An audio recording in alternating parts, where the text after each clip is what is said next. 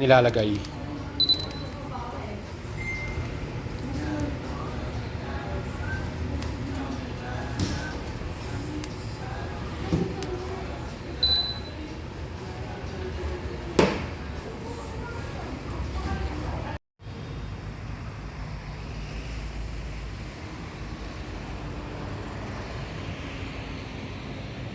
What's up mga idol? Nandito tayo ngayon sa Honda Guanzon, Urdaneta, Pangasinan. And meron tayong ipapakita sa inyong motor, yung kanilang pinaka maxi style scooter, Honda PCX 160. And tingnan natin mga lahat ng specs and features nito at bakit ka mapapabili nito mga idol. Let's go sa loob. So yan, napakadami nilang mga units dito, ano? Ayan, no? So hindi lang mga underbone, may off-road din. At yan, kita sa loob. Mga idols, kung gusto nyong bumili ng bagong Honda motorcycle, commuter bikes, kompleto po sila dito sa display. Napakalaki nitong Honda Guanzon, Urdaneta, Pangasinan branch. Shoutout po sa mga staff. At isang pumukaw sa ating ng atensyon, ang bagong Honda PCX 160. Talagang para sa akin ito talaga napaka-forma, no? Very premium, elegante yung datingan.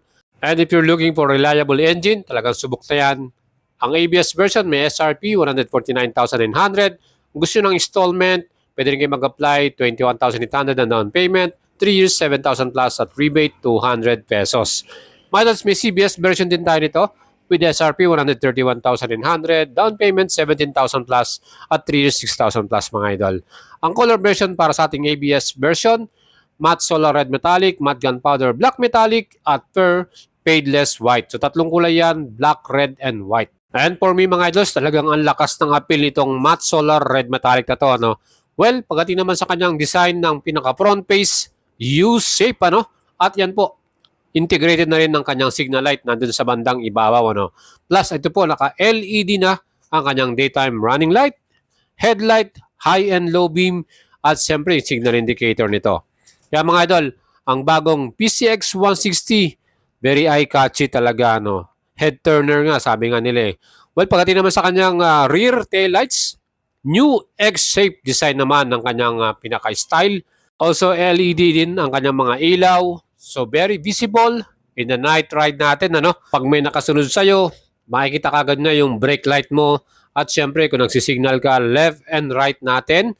Ayan, syempre, ito pang kagandahan dito. Meron tong hazard light, no? So, pag may emergency tayo, talagang very visible at mapapasin kagad tayo ng ibang mga motorista. Mga idol, kung kayo po ibibili ng bagong maxi style scooter, ito, ilista nyo na to sa inyong mga listahan. Siguradong ang model na to ang isa sa mga pagpipilian ninyo dahil na rin sa kanyang napaka-eleganteng style at design. Superior yung kanyang pinaka-performance din. Plus, syempre, subok na yan. Reliable engine. At syempre, pag naghahanap ka ng PMS or ng parts after sales, madaling hanapin. At syempre, yung availability ay talagang sure at talagang subok na meron yan. Mga ito, ang kagandahan din dito, nag-added pa ng another premium looks ang kanyang gold emblem, ano? 3D na yan, so mas poging tignan. Mas maganda kasi ang looks pag naka 3D, ano mga idol, compare sa naka decals lang. Mga idol, pagdating naman sa kanyang engine type, siyempre ito po ay 157cc, 4-valve single overhead camshaft, liquid cool, program fuel injected by Honda, ESP Plus engine at CVT transmission. And para naman po sa ating pinaka bore by stroke, ang kanyang sukat 60 by 55.5 mm. And max power nito, malakas din, 15.8 HP. At maximum torque, yung arangkada, 14.7 Newton meters. Aba mga idol, top speed can average 120 km per hour. Depende pa rin sa driver yan, kung paano kayo magpatakbo, no? Kung mabilis ka o hindi. At syempre, para sa kanyang dimension, ang wheelbase naman ito, 1,313 mm ang sukat. Ground clearance, 134 mm. And para naman po sa kanyang overall dimension, length, width, and height, 1,935, 742 by 1,108 mm yan. Siyempre mga idol, total weight naman ito, 131 kilograms. Kaya kung titignan nyo ito, talagang medyo may kalakihan sa ang scooter na to. Maxi talaga ang styling nito. Plus, pagdating naman sa kanyang chassis, ang front suspension, Yan po ay conventional telescopic forks at talagang ganda ng bounce nito, no? Ilang beses na rin tayo nakapag-test ride at gumamit ng Honda PCX 160. Ang sopat ganda ng laro nitong kanilang mga suspension dahil Showa brand po ang kanilang ginagamit pag Honda, no? Quality yan at subok na. Sa rear suspension, dual shock absorber, heavy duty, kahit may passenger ka or meron kang official back ride, abay mag-enjoy kayo kahit long rides yan. Dahil maganda talaga ang kanilang quality ng kanilang suspension.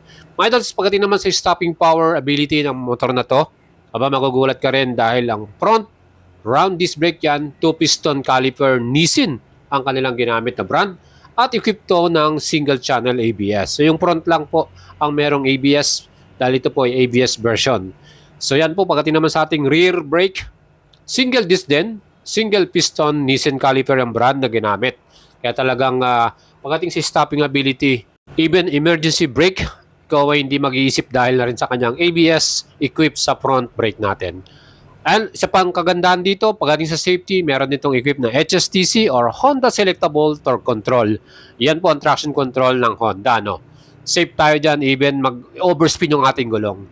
Well, pagdating naman po sa kanyang style at design ng kanyang cast wheel, aba, bronze color, multi-spoke, poging-pogi, no? Front tire size 110/70 by 14 inch, tubeless yan. At ang rear naman may sukat 130/70 by 13 inch, tubeless din ito. At maganda talaga yung kanyang wide tires mga idol. It will give you more stable ride, ano?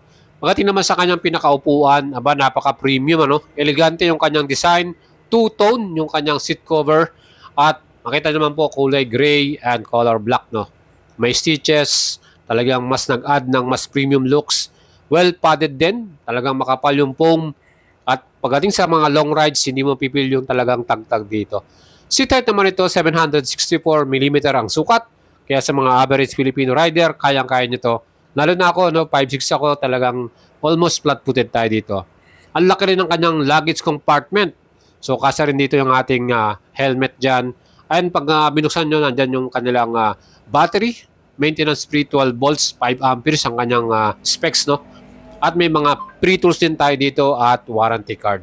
One thing din na magugustuhan nyo sa model na to, sa PCX 160, ay meron tong equipped na smart key with answer back at anti-theft alarm. Pagkatapos mong gamitin ang inyong unit or yung model na to, i-park mo and then i-lock mo lang, ano, siguradong secure na yan.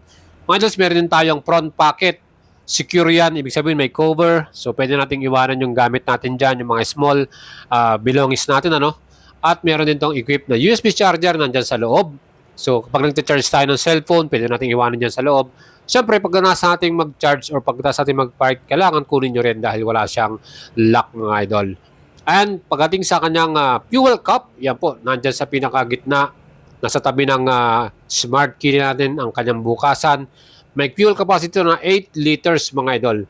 So, marami-rami na yan dahil maganda rin ang fuel consumption at mileage ng model na to.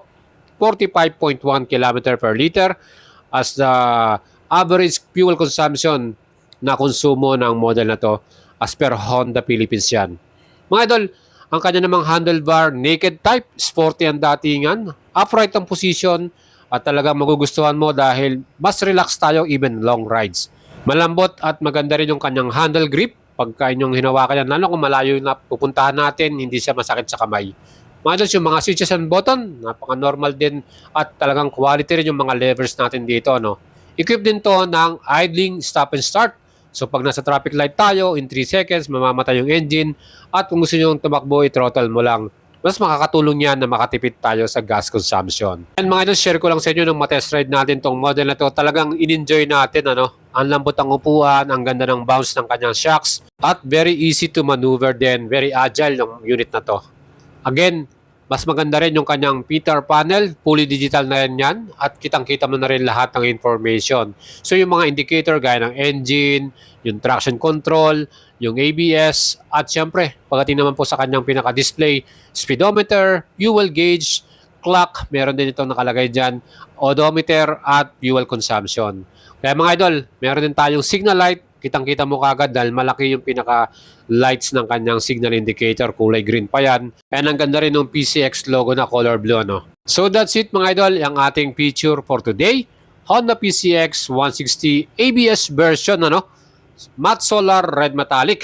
Ang forma, eye-catchy, very elegant at premium ng looks. At hindi lang yan, loaded na rin to sa mga technical features niya. Kung gusto natin yan, pwede kayong mag-PM sa ating Facebook page, Boyd Salavarria, and we will assist and help you mga idol.